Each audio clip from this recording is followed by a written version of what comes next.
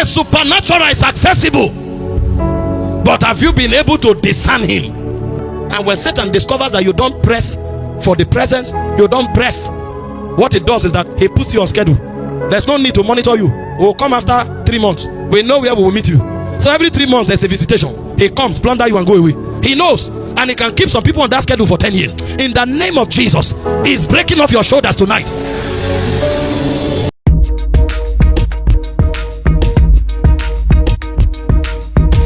So let's look at the first aspect of the protocol for receiving the supernatural. Number 1 is to discern the crisis.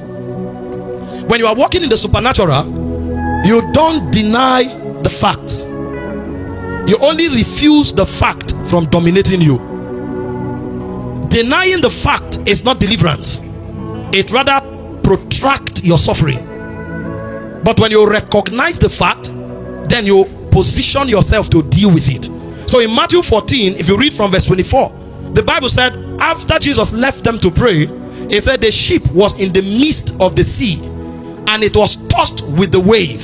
It said, for the wind was contrary to it. Verse 25. The wind was contrary to it. So the first thing you see is that the problem was clearly discerned. You can't receive the supernatural if you keep denying the facts. If you keep denying the crisis. Faith is not denial of fact. It's refusal of fact from dominating you. There are many people who are in the midst of crisis.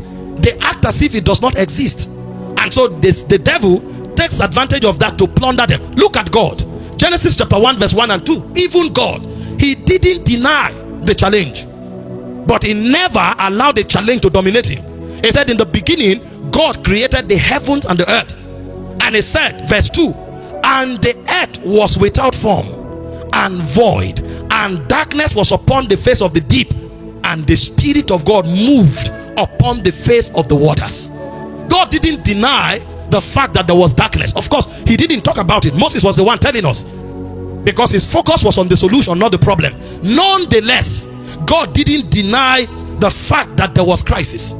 Some people deny up to the point that even the activity of Satan, they deny it. And that's why they never seem to come into the realm of dominion. In 2 Corinthians 2:11, see what Paul said. He said, lest Satan should get an advantage over us, we are not ignorant of his devices. Because in 1 Peter 5:8, he said the devil as a roaring lion is walking about looking for whom he will devour. Because of that, he said, be sober and be vigilant. So the first requirement to walk in the supernatural is to discern your present state. Discern the environment, discern your state, discern the crisis. Never ignore the facts. If you don't have an accurate understanding of the state where you are, you can't even know where to ascend to. So in the supernatural protocol, discerning the facts, the crisis, the current state of things is very critical. The apostles, the disciples knew that number 1, they were in the middle of the sea. So swimming is not a possible thought in this situation. They saw that the waves and the wind was contrary. So the issue of struggle did not exist. It was their accurate discerning of the fact that made them realize the help and the need for God. Look at what Paul said in 2 Corinthians 1 verse 8 and 9. You know, most of you, the reason you've not really depended on God is because you've not had an accurate understanding of the current state where you are. Paul said, for we would not, brethren, have you ignorant of our trouble which came to us in Asia. He said that we were pressed out of measure, above strength, in so much that we despaired even of life. They got tired of living. Verse 9, he said, but we had the sentence of death in ourselves, that we should not trust in ourselves, but in God which raises the dead. When you discern the fact, you will see your need for God. You know, some people don't know where they are. They've not had a critical understanding of the challenge. That's why they are still thinking their intelligence will suffice. That's why they are still thinking their connections will help them. That's why they are still thinking their masculinity will help them. When you discern the fact correctly, one thing the fact will reveal to you is the urgent need for God. When you still find people trust themselves, they don't know where they are. When Paul came out of this challenge, In Philippians 3 verse 3, it says we are the circumcision that worship God in the spirit, rejoicing in Christ Jesus, having no confidence in the flesh. Hope you know that the disciples in Matthew 14:23, if they didn't know they were in the middle of the sea because they were fishermen, some would have attempted to swim, but they knew where they were. At this point, if nothing supernatural happens, we are finished. If you come to that point where you have an accurate understanding of your state, then you will become open for the supernatural. And so the first protocol of receiving and walking in the supernatural is to discern the state of affairs. Number 2 is to discern the presence and the help of God. When you have discerned the state of affairs, don't give up. That should spur you to seeking God. And when God shows up, discern his presence and discern his help. There are many people that God has come, but they've not discerned him. So they are still struggling in themselves, and they see that their whole effort is in futility. When these guys discern the situation, the next thing they started looking for the possibility of receiving divine intervention. And verse 25, hear what the Bible said. In the 4th watch of the night, that's at about 3 a.m. in the morning, it said Jesus went unto them walking on the sea.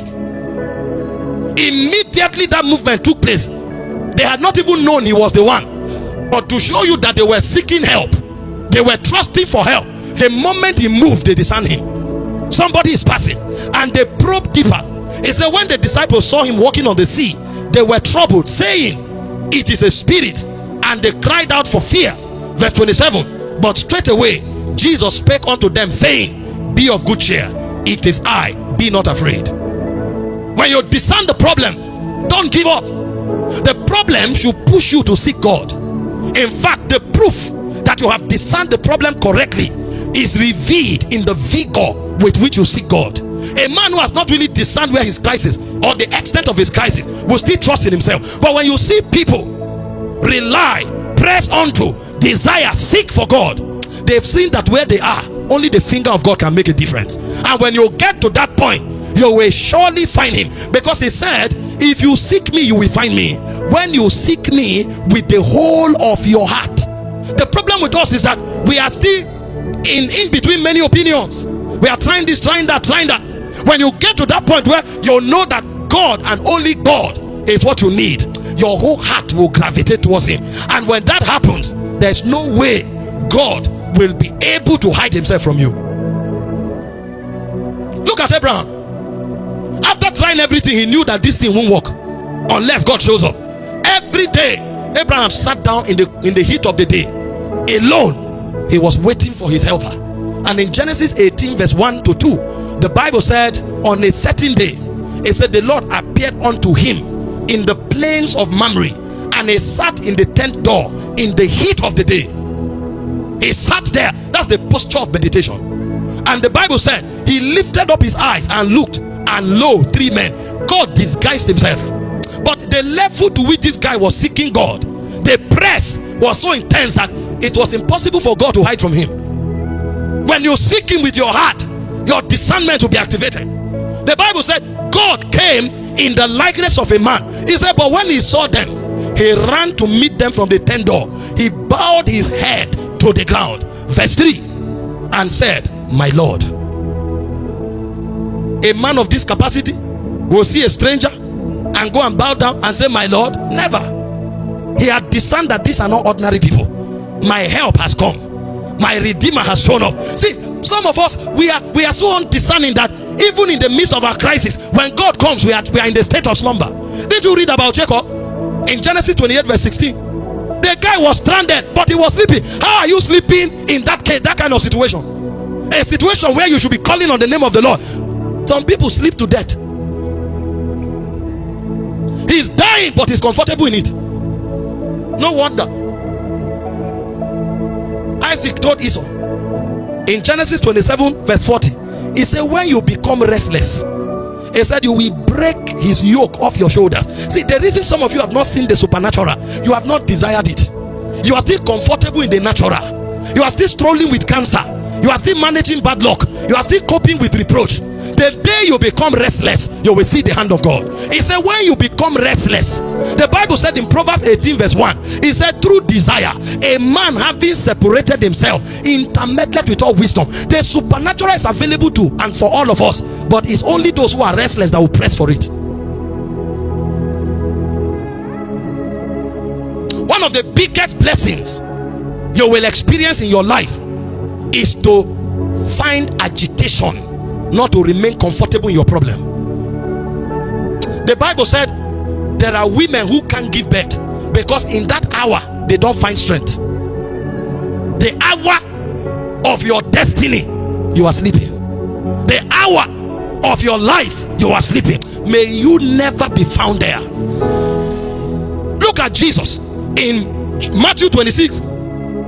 At the moment of decision, where he was about to enter his travail, all his disciples were sleeping. That was the moment of destiny. That was the moment where the reason why he came into the world was to be actualized. And those who said they were disciples, that was the best time they wanted to sleep.